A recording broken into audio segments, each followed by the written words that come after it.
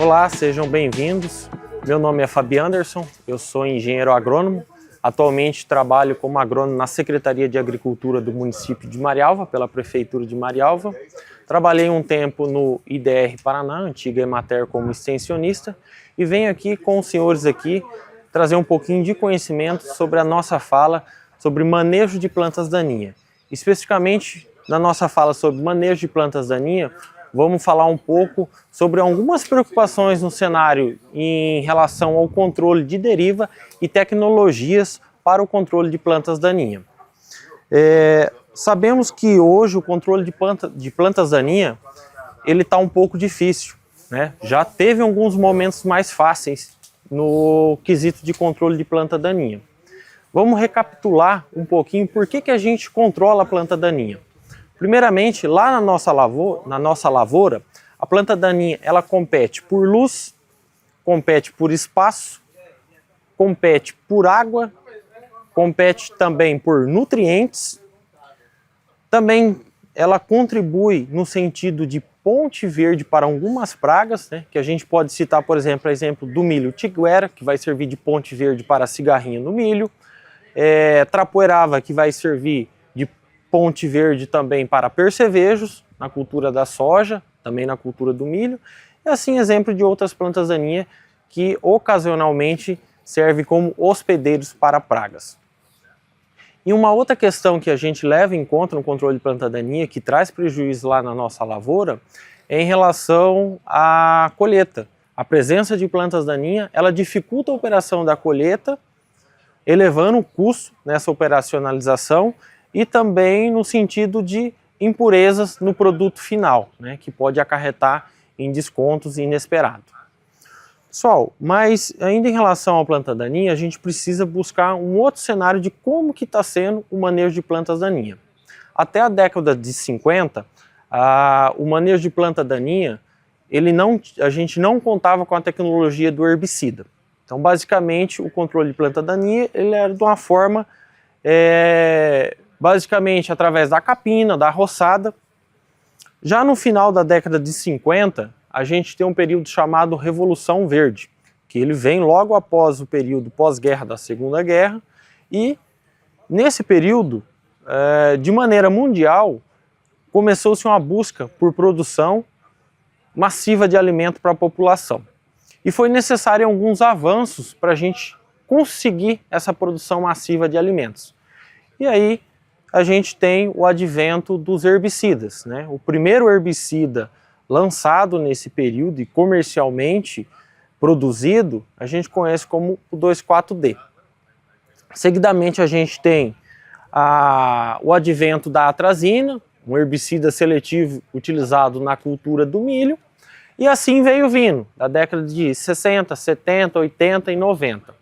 O glifosato, que é uma das principais moléculas que a gente utiliza hoje no controle de plantas daninhas de amplo aspecto, ele foi lançado, ele foi na realidade descoberto na década de 70 e aqui no Brasil, em 1974, a gente teve o lançamento da marca comercial do glifosato, onde foi comercializado na cultura aí da soja, do milho, enfim, mas basicamente um produto de amplo aspecto utilizado na dessecação.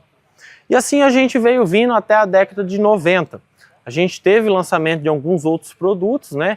Aí a gente pode citar o Basagran, o Pivot, que são produtos seletivos utilizados aí principalmente na cultura da soja. Também, não sei se os senhores vão lembrar, o Cobra, né? Principalmente um produto que costumava ocasionar um pouco de fito na soja, mas eram as tecnologias que a gente tinha disponível para controle seletivo de plantas daninhas na cultura da soja.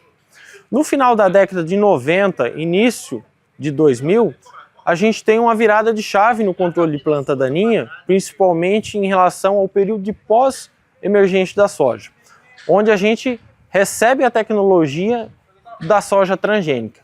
Então esse momento da soja transgênica facilitou o controle de planta daninha. E basicamente a gente ficou restrito, não restrito, mas basicamente com essa facilidade de manejo, que foi ótima, mas a gente se utilizava basicamente de uma molécula, a molécula do glifosato, tanto na dessecação para implantação da cultura, mas como na pós-emergência. Em torno de 2005, 2006, a gente começou a observar um cenário onde as plantas daninhas, algumas plantas daninhas começaram a oferecer resistência, que é o caso aqui, ó, da buva, do capim amargoso, o pé de galinha é mais recente. Então são plantas que começaram a apresentar resistência à molécula de glifosato. Aí o cenário começa a mudar, né? Com essa dificuldade no controle das plantas daninhas, que iniciou ali com a buva, com o margoso, mais recentemente agora, o capim pé de galinha. Podemos citar também o picão preto, podemos citar também o caruru, que está chegando aí mais recente. Então a gente nota uma dificuldade no controle dessas plantas daninhas. Para melhorar esse cenário, a gente precisa observar e integrar algumas práticas, uso de tecnologia e algumas práticas para melhorar o controle de plantas daninhas. Aí onde a gente foca no manejo integrado de plantas daninhas. Trago aqui para os senhores exemplo de algumas práticas para a gente integrar no controle de plantas daninhas. Rotação de cultura, onde a gente quebra o ciclo de algumas plantas daninhas e, consequentemente, quebrando esse ciclo de algumas plantas daninhas, isso vai favorecer o controle. Cobertura do solo, quando a gente fala de palhada. A adoção de palhada e cobertura no solo favorece o controle de plantas daninhas. A exemplo, solo com palhada pode reduzir em até 90% a emergência da buva. A gente também precisa avançar no monitoramento e ações de controle. Não adianta a gente identificar a planta daninha lá no campo, identificar o momento correto de fazer a aplicação, mas a gente não tomar essa ação e fazer o controle no momento correto. Então a gente precisa melhorar essas ações. A tecnologia de aplicação também, ponta correta, dosagem correta do produto, volume de cauda correto. Adjuvantes também ajudam bastante no controle da deriva, mas a tecnologia de aplicação, a gente precisa estar com a ponta adequada para fazer essa aplicação. Rotação de princípios ativos para evitar a ocorrência de novos casos de resistência de plantas daninhas. O manejo antecipado dessa planta daninha. Às vezes a gente tem alguns herbicidas que não controlam a planta daninha no estágio mais avançado, porém ela no estágio inicial a gente consegue controlar essa planta daninha.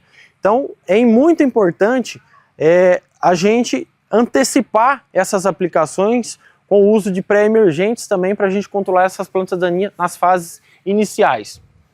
Em relação ao clima, um fator importante que o clima a gente não consegue alterar o clima, então a gente precisa se adequar ao clima. A gente sabe que a gente precisa, principalmente em relação às herbicidas, temperatura ideal, até 30 graus. Umidade, acima de 60%. A gente sabe que no momento de dessecação, no manejo outonal, às vezes a gente não vai ter essas condições ideais, mas a gente precisa, pelo menos, tentar buscar essas condições ideais e fazer a aplicação nesse momento que proporcione essas melhores condições a campo.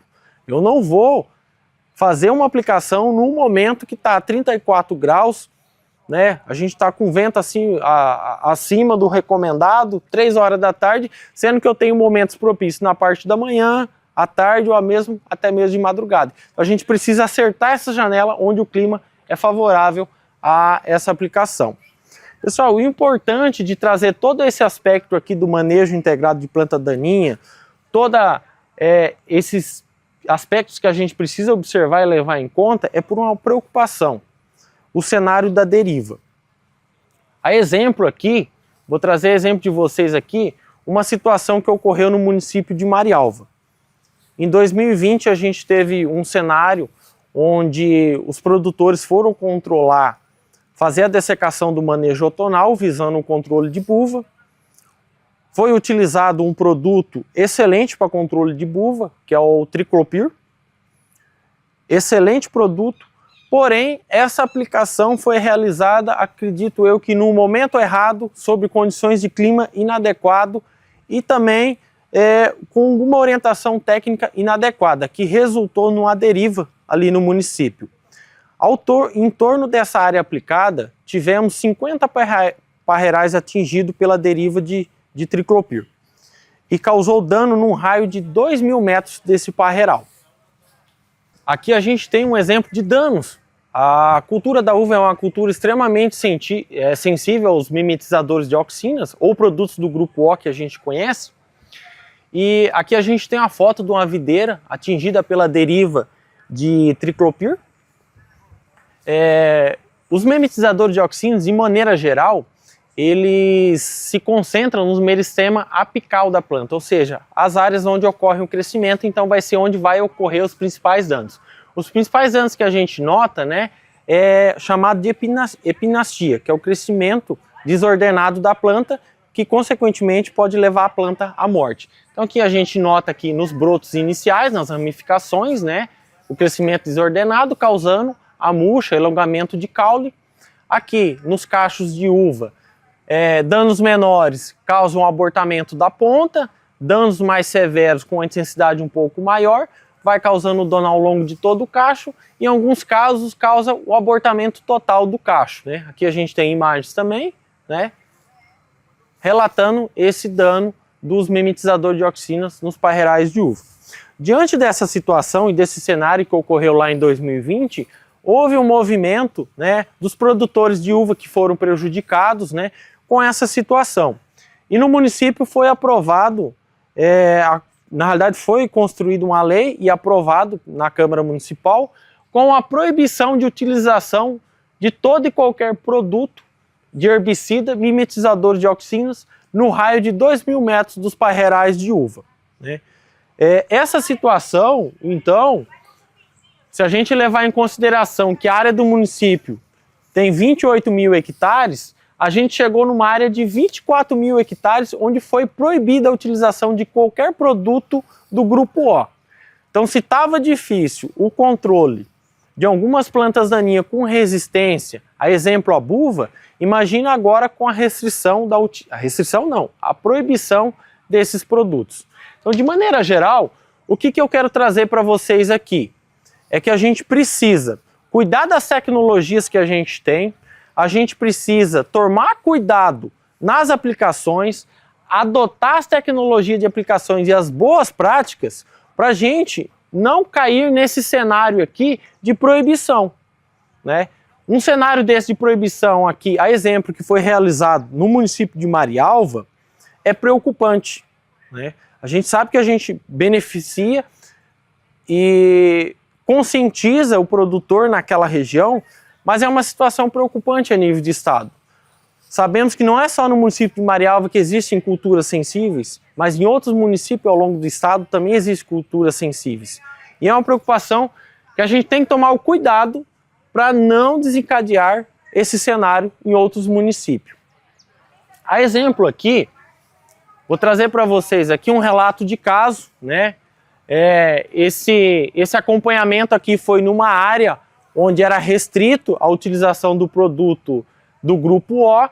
Então a gente vê que todo o manejo desse produtor aqui ao longo da safra 23, 24, 24, 25 e 25, 26, ainda que a 26 vai ser finalizada aqui, ainda que a gente vai fazer o acompanhamento na área de milho aqui, né? Ele foi baseado na utilização de produtos sem ser produtos do grupo O, o que dificultou também um pouco o manejo. Mas esse produtor conseguiu fazer o manejo. É claro que no primeiro ano aqui, a integração de todas essas práticas, a gente teve um cenário aqui de plantas daninhas já grande, e por mais que a gente foi fazer intervenção, né, teve casos aqui que foi necessário fazer uma operação mecânica, e mesmo assim depois da operação mecânica de roçada, após colheita da palhada do milho, ainda foi necessário fazer 3 aplicações com herbicidas. E a gente ainda teve escape de plantas daninhas. Mas ao longo do tempo, com a integração daquelas práticas, melhorando a condição de palhada, boas práticas com utilização de pontas corretas de pulverização, cobertura do solo, manejo antecipado, rotação de cultura, a gente conseguiu reduzir o número de aplicação e reduzir o custo. Ou seja, a gente, ao longo da integração dessas práticas, a gente conseguiu observar uma melhora no sistema, reduzindo também o custo e o número de operação. De maneira geral, o objetivo aqui é conscientizar sobre a tecnologia no controle de plantas daninhas, onde a gente precisa melhorar, para não piorar o cenário, que foi o caso de Marialva aqui, né? A exemplo que dificultou aí, com a implantação da lei, dificultou com certeza o manejo das plantas daninhas. Esse seria o que eu teria para apresentar aos senhores. Espero ter colaborado, né, aí com trazendo informações, tirar dúvidas dos senhores nesse aspecto do controle de deriva e plantas daninhas. Bom dia, pessoal. Bom dia. Meu nome é Bernardo, eu sou do IDEAR Paraná. Atualmente eu trabalho no município de Terra Roxa, lá na divisa com o Paraguai.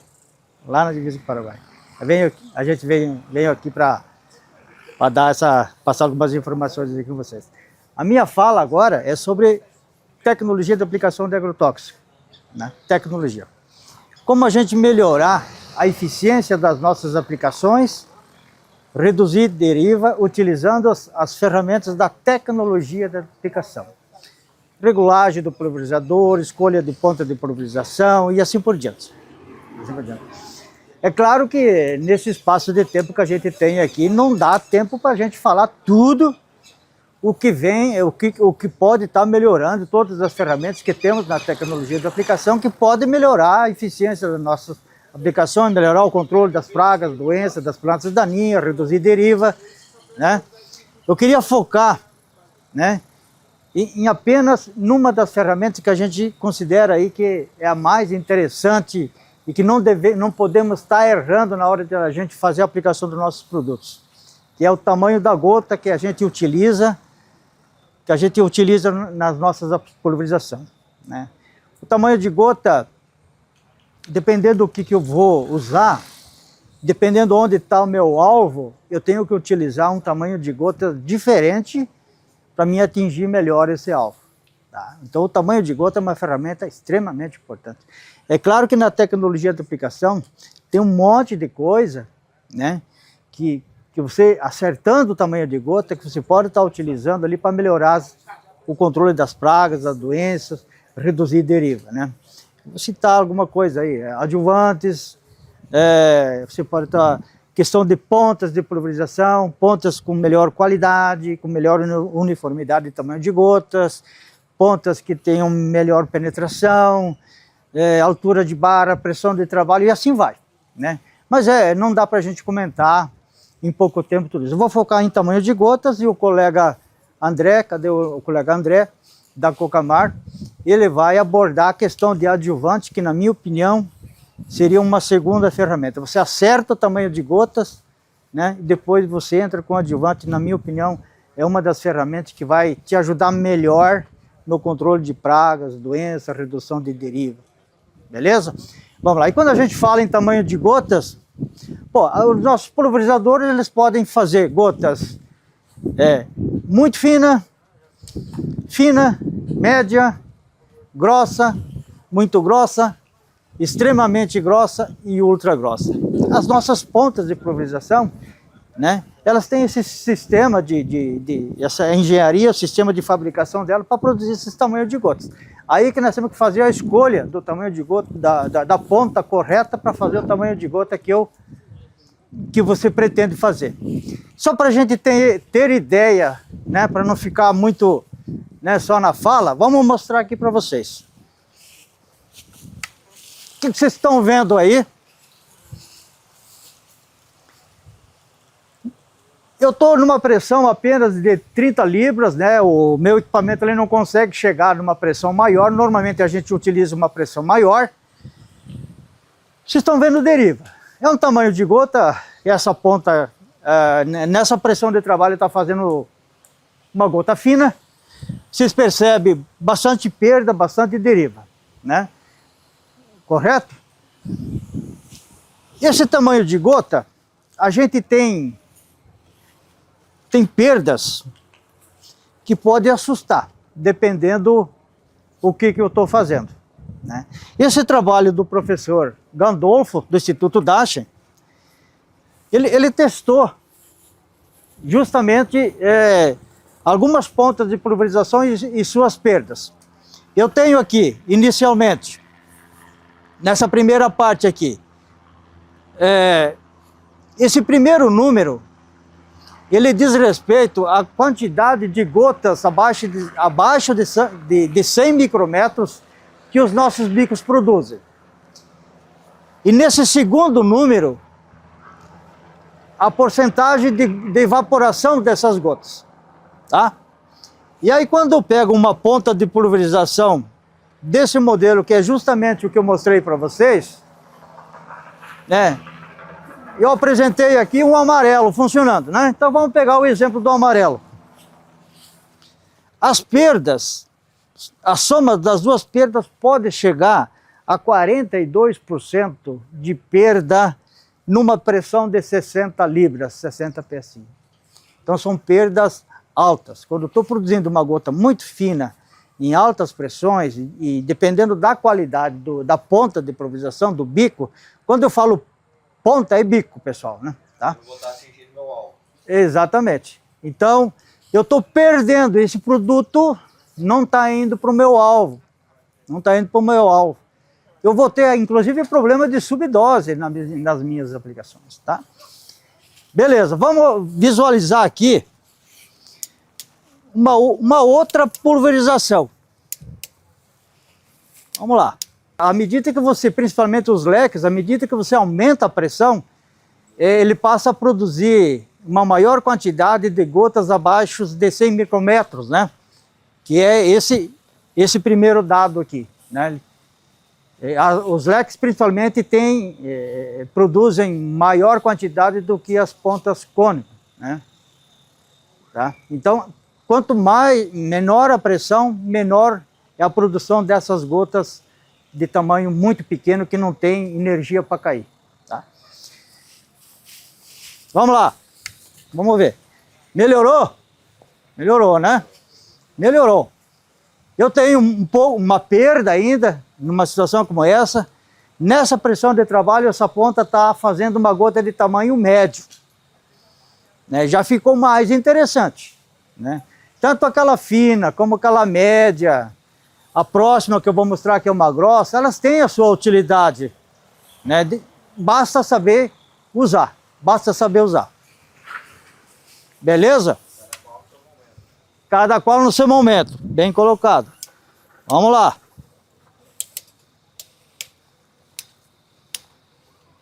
Aqui é só ter paciência.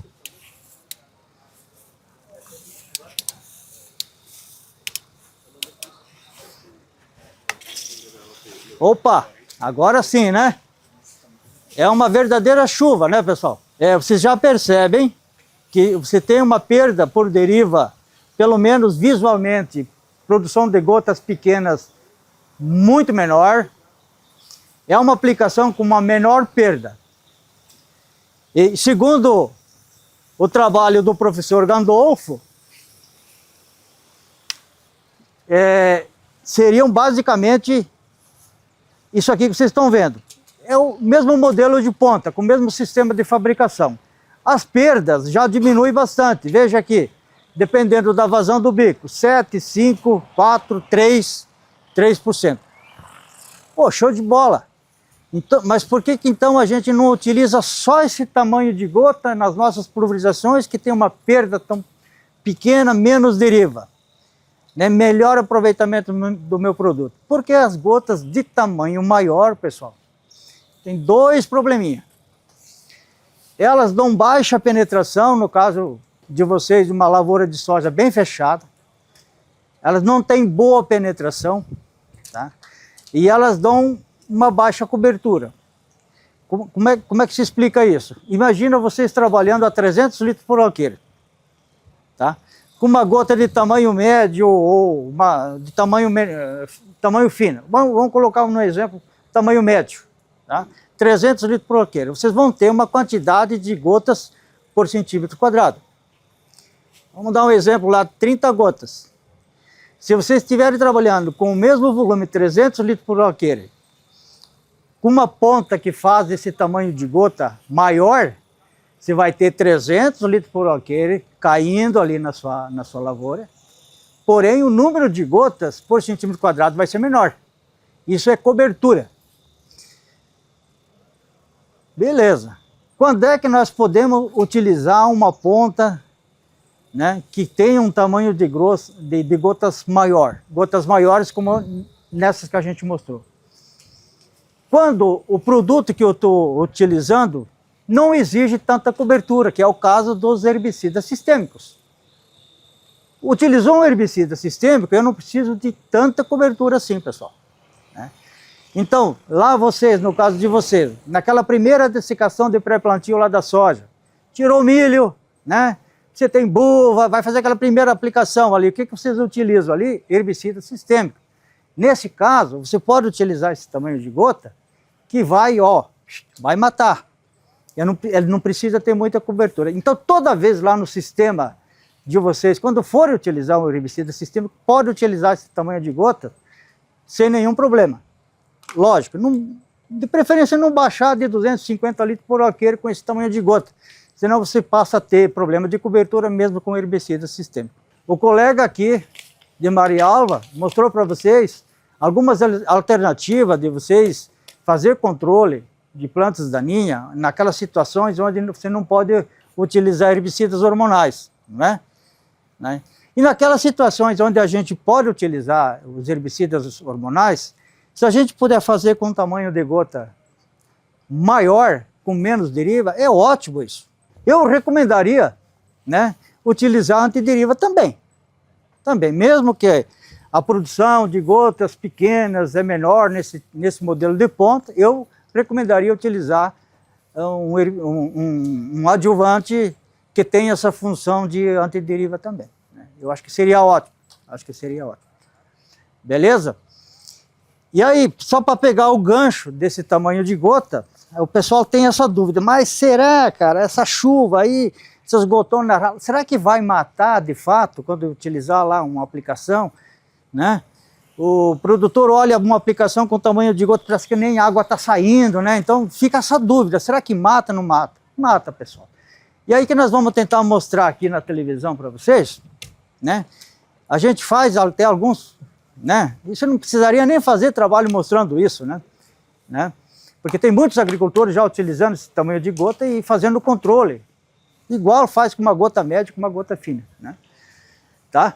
Então a gente fez vários trabalhos já nesse sentido, vou mostrar um que a gente fez aqui, né, na estação de pesquisa do Diário Paraná, lá em Palotina, por uma tarde de campo para produtores, né, mostrando que você consegue controlar as plantas daninhas na dessecação de pré-plantio, né, utilizando, né, quando pode se utilizar uma gota de tamanho maior, igual, com resultado semelhante, ou igual, ou até melhor, quando você utiliza uma gota de tamanho menor, que tem uma perda, tem uma deriva maior. Implantamos essas duas parcelas.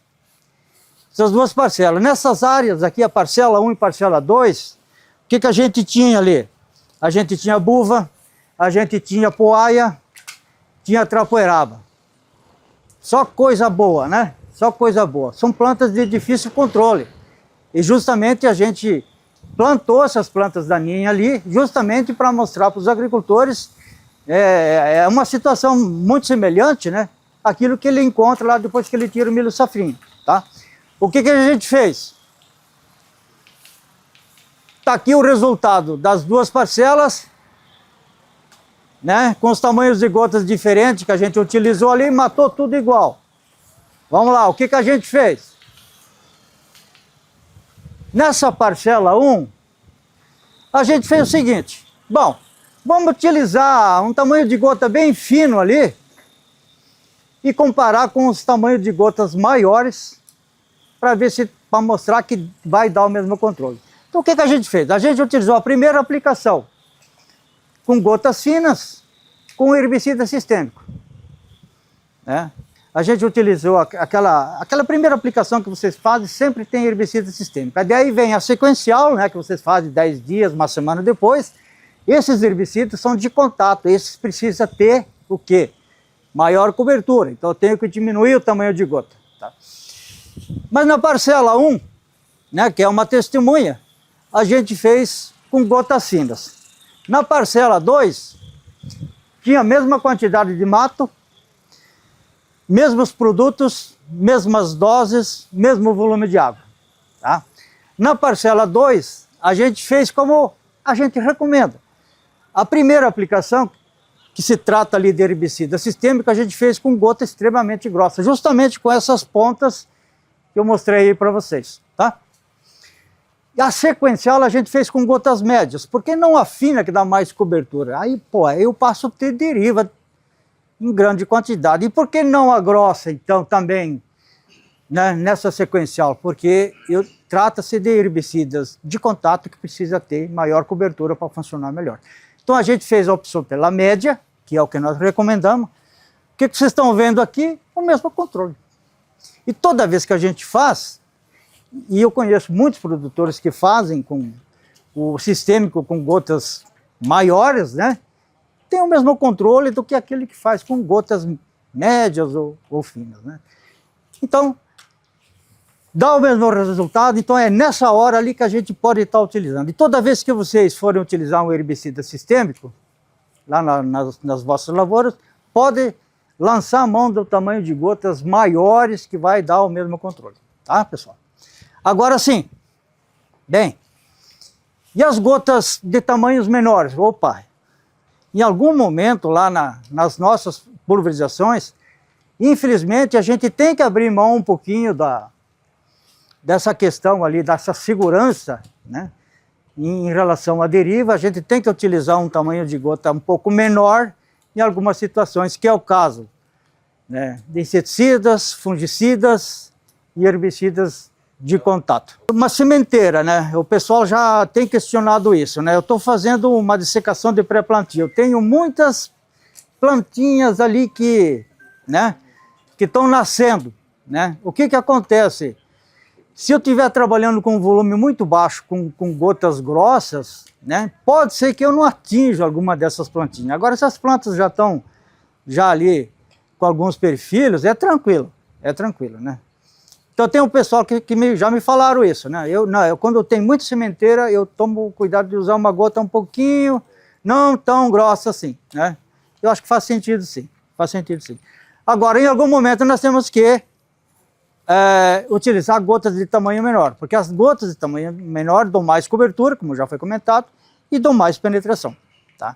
Que seria o caso, né? Um exemplo está aqui do lado, aqui uma soja fechada. Estou aplicando inseticidas, fungicidas, né? Principalmente fungicida de contato, né? Precisa ter uma cobertura maior, né? Então eu tenho que usar uma gota de tamanho menor. Agora, eu uso aquela primeira que eu mostrei, aquelas gotas bem finas, ou uso a média? O que fica melhor? Vamos dar uma olhadinha aqui. O que a gente fez aqui? Eu só vou explicar depois, eu vou pedir para vocês virem aqui. O que a gente fez? Aqui nesses três suportes, aqui essas 3 estacas, a gente tem em cada uma dessas hastes aqui um papel hidrossensível. Papel hidrossensível é um papel onde cai ele tem essa cor amarelada, onde cai uma gotinha de água fica azul. Então a gente consegue enxergar onde a gota está indo, né? Se está conseguindo chegar no bacheiro, se está dando boa cobertura, tá? O que a gente fez? Numa lavoura fechada, a gente plantou isso aqui dentro da parcela, aplicou com gota grossa, né?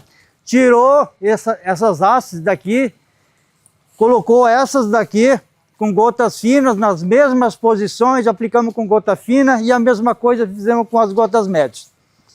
O que eu quero que vocês visualizem aqui, tá? Primeiro lugar, foi utilizado o mesmo volume de água, tá? Para todas, mesmo volume de água. Vocês vão perceber aqui que nas gotas grossas a cobertura ficou, as gotinhas estão mais ralona aqui no papel, é o que vai acontecer lá na folha da soja. E aqui nas gotas de tamanhos menores, as gotas estão mais juntinhas, mais cobertura. E vocês vão perceber que as gotas de tamanho menor também penetrou mais, atingiu mais os papéis que estão nas partes medianas e na parte inferior. nas mesmas posições. A gente teve cuidado, inclusive o direcionamento dessas hastes aqui a gente manteve a mesma coisa, tá? A mesma coisa. Aqui até que essas gotas grossas até que tiveram uma boa penetração, que aí a lavoura, a parcela não estava tão fechada assim, né? Mas quando ela está muito fechada, normalmente as gotas grossas, nesse caso, todo o volume fica aqui no primeiro papel e no segundo papel, e muito pouco para baixo, tá? Isso é uma verdade, tá? Mas, como vocês viram lá no herbicida sistêmico, no caso de vocês que plantam soja e milho aí, elas são bem-vindas, né? Tem um controle excelente quando utiliza esse tamanho de gota e a redução de deriva fica lá embaixo. Agora tem que chegar bem pertinho mesmo para poder visualizar. Aí vocês podem até comparar aqui. Tá. O que a gente conclui aqui nas gotas de tamanho menor?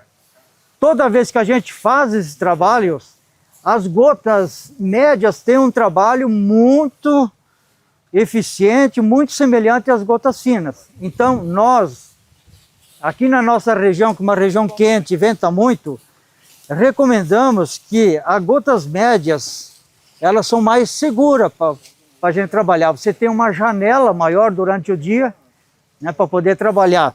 Muitas vezes, as gotas finas que dão maior cobertura, menor penetração, você não tem essa condição para você utilizar esse tamanho de gota. Às vezes você vai aplicar lá, você tem que ficar lá esperando o vento passar e fica o dia inteiro, mas principalmente uma perda que a gente não vê é a perda por evaporação, né, dessas gotas, né? Então é muito mais seguro você trabalhar com uma gota de tamanho médio, que faz um trabalho semelhante, do que uma gota de tamanho fino, né? Isso. E aqui que entra, para a gente melhorar essa eficiência aqui, pessoal, aí que entra os adjuvantes, né?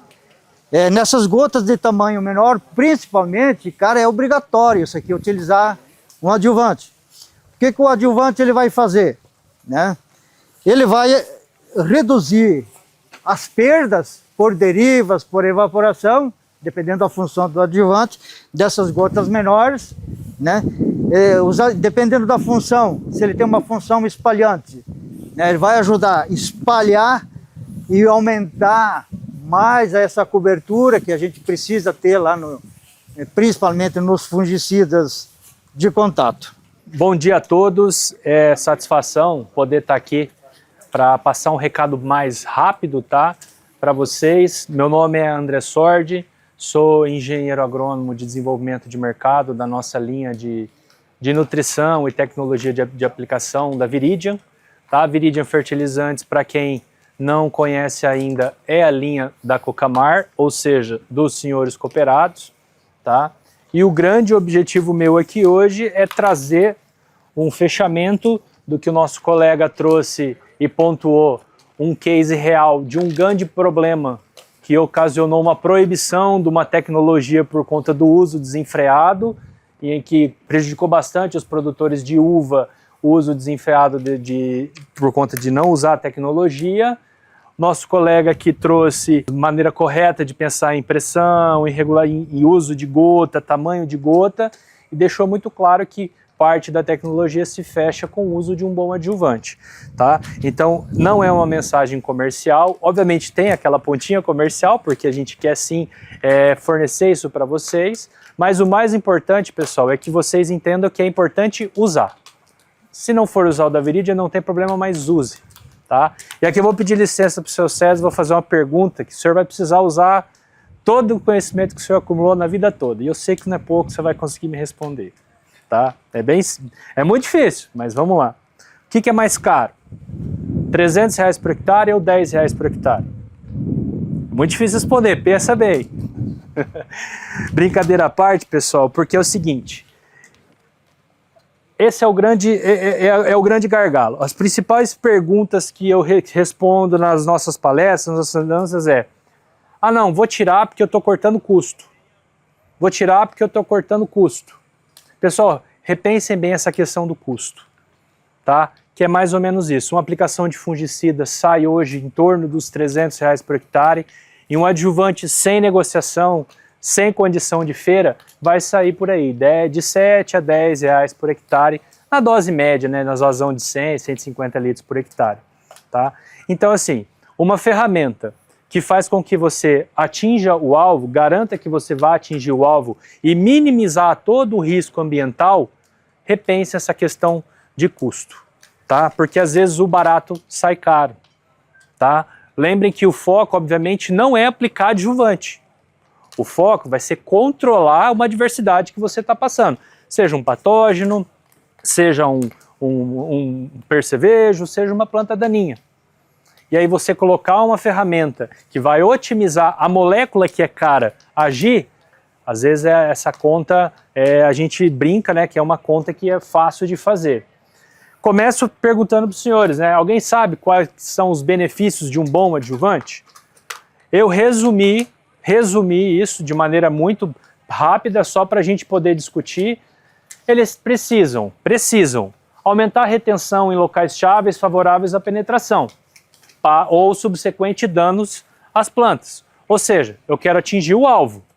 Se eu estou aplicando alguma coisa que está no bacheiro, eu preciso fazer com que essa gota chegue. Se eu estou querendo que ele passe por cima e pare na folha, tem que ficar e atingir, de maneira geral, atingir o alvo. Tá? Aumenta a penetração por aumentar a área de contato com folha através de maior espalhamento de gota. Se eu coloco uma tecnologia para aumentar esse poder de penetração, seja quebrando uma camada serosa, seja aumentando o poder de espalhamento, o adjuvante, um bom adjuvante, precisa fazer isso.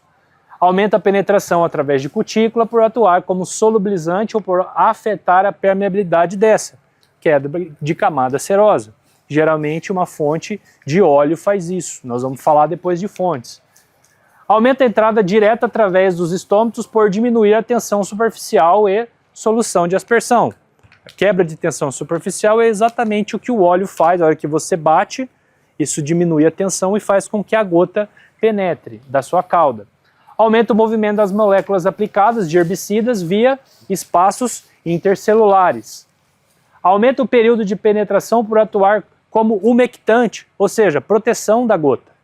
Tá? A gota está ali, estou protegendo ela com tecnologia por meio de uma boa emulsificação, protegendo ela, garantindo que se uma gota mais fina, por algum motivo eu precisar aplicar, aumentar a pressão para fazer chegar no meu bacheiro, precisar diminuir o tamanho da minha gota, eu coloco tecnologia para proteger que essa gota chegue com o princípio ativo no bacheiro.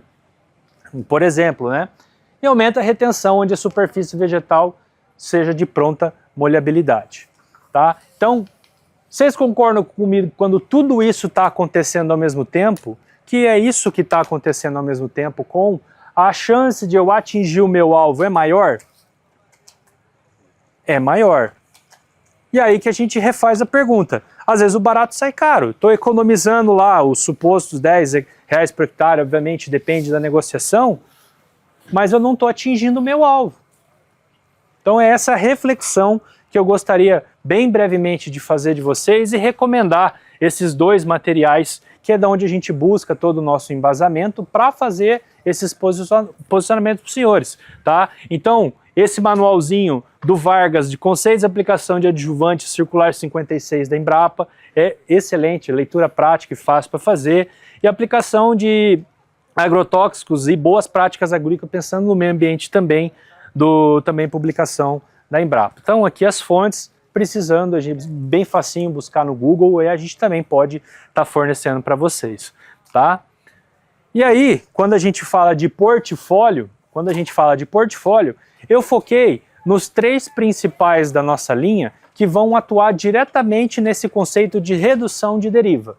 Por quê? Porque é a temática aqui do nosso stand. Mas a Viride ela tem o portfólio completo para vocês aplicarem com herbicida, fungicida, todas as fontes de óleo, limpa-tanque, como o nosso Control ADJ, que é o nosso adjuvante recomendado para herbicidas exatamente por conta do poder de abaixar, de reduzir o pH dele.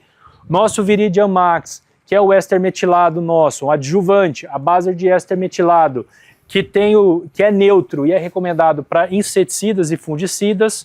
Os nossos 2 óleos, o óleo mineral, que é basicamente o ácido graxo, e o óleo vegetal com a fonte dele, óleo degomado de soja, para as aplicações, a gente vai falar deles específico nos slides, um compatibilizante de calda, um limpa-tanque e um anti-espuma. Tá? Dessa forma, a gente coloca para vocês ferramentas que vão auxiliar conforme a demanda de vocês na lavoura. Tá? Vou começar falando rapidinho do Viridian Max, porque o Viridian Max ele é o nosso éster metílico de soja. Quem não está familiarizado, a origem dele, então, do Max, a matéria-prima dele é soja também, porém é diferente de um óleo vegetal em que você tem 92% de óleo na sua concentração, tá? Que eu vou falar depois. Mas aqui está em torno de 74%, que é o que a legislação permite, mais os tensoativos não iônicos, que vão melhorar o poder de emulsificação, tá? Vão atuar diretamente na redução de deriva, e o Max tem um dos melhores poderes comprovados, né, de penetração, comprovados pelo Instituto Dacheng, o mesmo que o nosso colega do IDR trouxe para nós, é o Instituto de Pesquisa que valida a performance dos nossos produtos, aumenta a aderência e absorção e a penetração exatamente pela quebra da tensão e a facilitação da entrada do produto. Tá? Então, esse é o grande efeito do Max. Tá? Na dose de 1 ml para cada litro, ou seja, 100 ml para cada 100 litros. Então, a cada litro da minha calda, eu coloco 1 ml do Max. Bomba de 2.000 litros, 2 litros na bomba para ficar fácil a conta. Essa é a dose de adjuvante. Tá? Porém, como ele é uma base de óleo de éster metilado, quem vai dizer para os senhores qual é o óleo e a dose que vocês vão usar de um óleo na sua aplicação é o fabricante do defensivo que vocês vão estar utilizando. Então, vou dar um exemplo, um fungicida que recomenda o uso de um óleo mineral. A gente vai falar daqui a pouco do nosso óleo mineral. A dose que vocês vão estar utilizando não é eu que tenho que dizer, é o fabricante do defensivos, porque ele que está comprovando a eficácia naquela dose, na necessidade de óleo, tá? Então, quando vocês tiverem a recomendação do fabricante de uso de um éster metilado na sua aplicação de fungicida, geralmente é o fungicida e inseticida, exatamente por conta da neutralidade, o Max pode sim ser utilizado como óleo, exatamente por conta da fonte dele. Tá? A gente tem esse posicionamento oficial como adjuvante, eu vou mostrar um vídeo aqui na dose de adjuvante, porém é sim possível utilizar ele como óleo conforme a dose que o fabricante do defensivo recomenda. Beleza? Está ali na casa dos 300, 350 ml por hectare, de 0,2% a 0,5% mais ou menos volume a volume. Tá bom? E aqui o vídeo que eu trago para vocês, a gente não tinha como colocar aqui o nosso túnel de vento, exatamente pelo rebuliço que ele faz, então aqui dá para a gente ver bem o que um bom adjuvante precisa fazer pensando em reduzir deriva. Tá? Quem ainda não é familiarizado com esse equipamento no túnel de vento, são 2 circuitos de aplicação independentes com o seu medidor de pressão, que vai simular a pressão de aplicação normal, tem um tanquezinho de 20 litros ali atrás, aí aqui no fundo tem um circulador que vai simular e a gente consegue aumentar o vento de 1 até 20 km por hora para poder simular o que um bom adjuvante está fazendo. Tá? Aqui do lado esquerdo vocês vão ver só a água, o vento aqui está na casa dos 12, 13 km por hora. Nós não estamos recomendando, pelo amor de Nossa Senhora, aplicar com 12, 13 km por hora. Mas nesses testes a gente coloca ao extremo exatamente para mostrar, tá, a diferença que faz o uso e o não uso de uma tecnologia. Tá? Aqui então vocês vão ver a água pura, mesma pressão, tudo certinho. E aqui do lado a água com o Max na dose que eu falei de 1 ml para cada litro. Ou seja, 20 litros de água eu coloquei 20 ml do produto.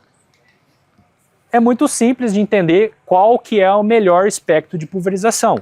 Aqui vocês vão ver o véu levantando, o véu não se depositando. Aqui o cone sendo formado perfeitamente, a formação de gotículas muito reduzidas. Se a gente estivesse com o equipamento aqui, esse aqui estaria caindo a uns 3, 4 metros aqui à frente do equipamento, isso aqui passa no máximo a 30, 40 centímetros. É isso que um bom adjuvante tem que fazer quando a gente fala de redução de deriva, tá? Se tiver a formação de gotícula, porque pode acontecer, às vezes eu sou forçado a usar uma pressão maior, às vezes eu sou usado uma vazão menor e um bico menor que faz com que a gotícula aconteça, que é o que o nosso colega estava explicando. Então, eu tenho uma ferramenta que, pelo seu poder de umectação, ou seja, de emulsificação, a hora que eu bato uma gota, isso vai dissolver no meu tanque, em cada gota do meu pulverizador vai ter o produto agindo, não deixando que essa gotícula vá para a uva do nosso colega lá de Marial e vá cair exatamente na nossa propriedade, tá?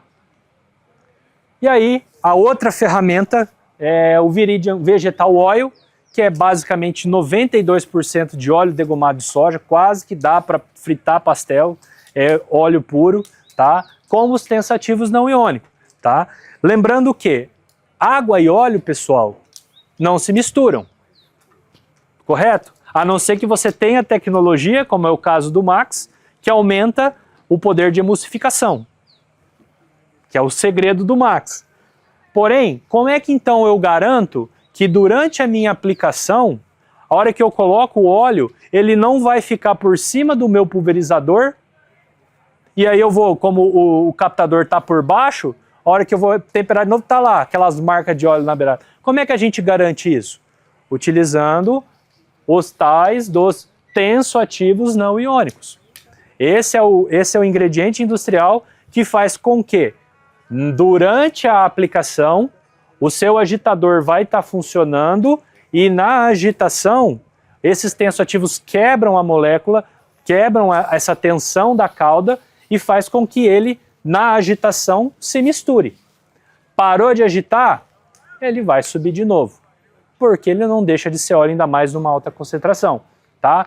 Então, essa é a formulação do óleo, tá? Então, se você teve uma recomendação, pegou uma bula de um fabricante que recomenda o uso de óleo vegetal, tá aqui a ferramenta na dose que ele estiver recomendando, que é em torno de 350, 500 ml por hectare, tá? Então, ele vai reduzir o efeito rebote por conta do efeito adesivo que o óleo tem, muito maior que um éster metilado, tá? É uma fonte renovável, quebra também a tensão, que vai melhorar o espalhamento, uma série de benefícios que ele vai trazer. Tá aqui a dose e as características, né, mais específicas do nosso Viridian Vegetal Oil. E aí, por último, a última ferramenta, que era o que faltava no nosso portfólio, para poder ter as 3 principais fontes de óleo que os grandes fabricantes recomendam, né? O éster metilado, o óleo vegetal e o óleo mineral, tá? Então, o óleo mineral é o óleo mineral paranífico, ou mix de tensoativos emulsificantes não iônicos. Essa é a formulação do nosso mineral óleo, que vai ter os mesmos efeitos do outro óleo, que ele também é um óleo, porém de uma outra fonte.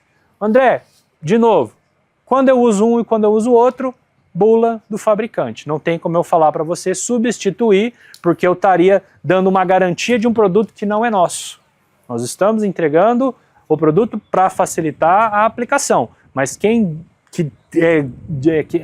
toda a química por trás dos defensivos é os fabricantes que vão dizer para nós qual que é a fonte que vai garantir ou maximizar a eficiência daquilo lá, tá?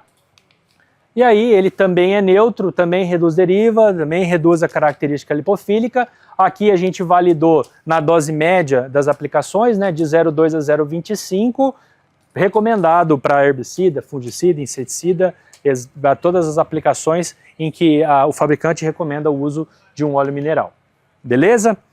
O que eu tinha a passar para os senhores era isso, a respeito da nossa tecnologia, e o recado final era esse. Então a Viridian, ela se coloca à disposição com o seu portfólio para auxiliar a aplicação de vocês, mas antes de pensar, não vou usar porque é Viridian, não, usa o adjuvante independente da marca que vocês escolherem, tá? Que é mais importante vocês atingirem um alvo e atingir o teto produtivo que vocês estão almejando. Antes da gente ser Viridian, a gente é agrônomo da cooperativa. Então a gente presta esse serviço para vocês.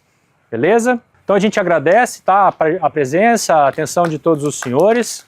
Palmas para vocês.